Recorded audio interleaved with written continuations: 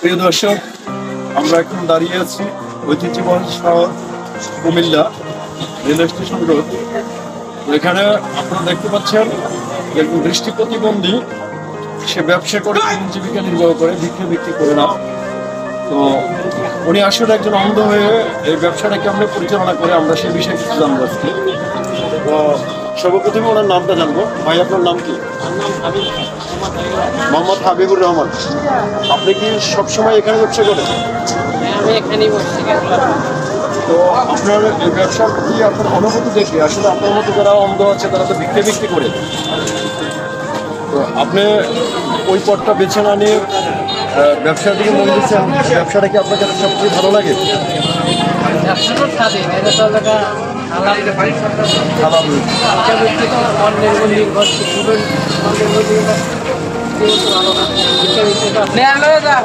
দর্শক দেখেন, উনি একজন দৃষ্টি প্রতিবন্ধী, তারপরে ওনার মনে প্রাণে বিশ্বাস যে ব্যবসাটা হালাল রুজি, এটা সৎ উপার্জন। তো ভাই, আপনার স্টলে কি কি পাওয়া যাবে একটু কি দর্শকের উদ্দেশ্যে বলেন, আপনি কি কি বিক্রি করেন? এই যে দেখতে পাচ্ছেন মেসা কাতো কলম ব্রাশ।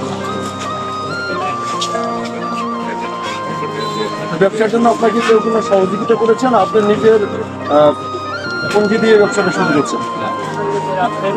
আপনার নিজের অর্থ দিয়ে? যদি কোনো লোক আপনাকে সাহায্য করতে চায় ব্যবসার জন্য, পুঁজি দিতে চায়, সেটা তো অবশ্যই আপনি গ্রহণ করবেন।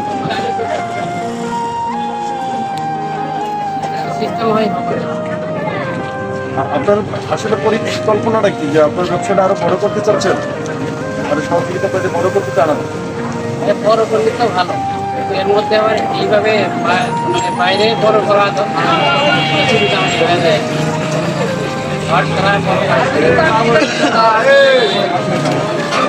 প্রিয় দর্শক, আমরা হাবিবুর রহমান ভাইয়ের কথা শুনলাম।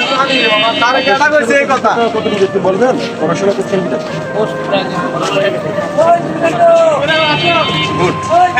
একজন গ্রাজুয়েট মানুষ। আপনারা দেখতে পাচ্ছেন যে ওনার সাথে একটা লিফলেট লাগানো আছে।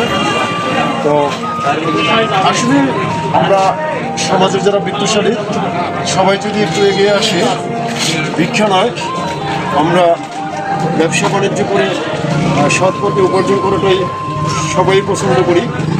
তো সে উদ্দেশ্যে এই যে দৃষ্টি প্রতিবন্ধী ভাই আছেন, সমাজের যারা বিত্তশালী আছেন, আপনাদের প্রতি আমাদের অনুরোধ থাকবে জাতীয় দৃষ্টি প্রতিবন্ধী সংস্থার পক্ষ থেকে যে আপনারা যদি সম্ভব হয় ওনাকে এই ভিডিওটা দেখার পরে সহযোগিতা করলে ওনার ব্যবসাটা আরও ভালো করতে পারবে এবং ওনার পরিবার পরিজনকে নিয়ে ভালোভাবে চলতে পারবে। সকলের কিছু এই আশাবাদ ব্যক্ত করে আমরা বিদায় নিচ্ছি। সকলে ভালো থাকবেন, ধন্যবাদ।